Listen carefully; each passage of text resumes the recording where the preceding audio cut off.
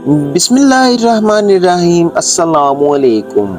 ناظرین، امام علی رضی اللہ تعالیٰ عنہ اللہ کے بندوں کو درس لاق دے رہے تھے تو اتنے میں آپ نے فرمایا، اے لوگو، جب بھی تمہارے کسی عزیز و قریب کا انتقال ہو جائے یا اپنے والدین کی قبر پر جاؤ تو مرحوم کی قبر پر بیٹھ کر اپنا سیدھا ہاتھ رکھ کے سورہ اخلاص اور سورہ فاتحہ ضرور پڑھا کرو۔ تو کسی نے پوچھا کہ یا علی، قبر پر ہاتھ رکھ کے فاتحہ پڑھنے سے کیا ہوتا ہے؟ امام علی رضی اللہ تعالیٰ عنہ نے فرمایا، یاد رکھنا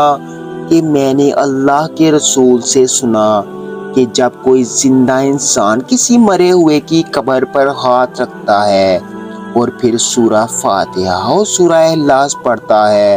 اور ان کے لیے دعا مانگتا ہے کہ اے اللہ اس مرحوم کے صغیرہ اور کبیرہ گناہ معاف فرما،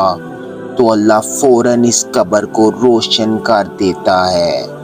اگر اس قبر پر اللہ کا عذاب نازل ہو رہا ہو تو اس کو روک دیا جاتا ہے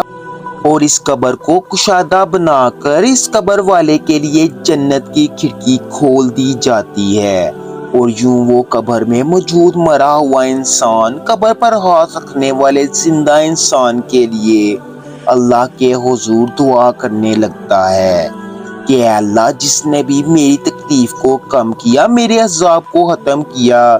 تجھے واسطہ ہے اپنے محبوب کا اس کے بھی سارے گناہ ختم کر دے، اس کی ساری دعائیں قبول فرما۔ پھر اللہ اس زندہ انسان کے مقدر میں بھی انعامات، برکت اور رحمت کی بارش کر دیتا ہے۔ ناظرین، اللہ کے نزدیک عزیز ہے وہ انسان جو اپنے مرے ہوئے لوگوں کی قبروں پر جاتا ہے اور ان کی مغفرت کے لیے دعا کر کے خود کو سنوار لیتا ہے۔ اللہ ہم سب کو بھی اپنے عزیز و قریب کی قبر پر جانے اور دعا کرنے کی توفیق عطا فرمائے، آمین۔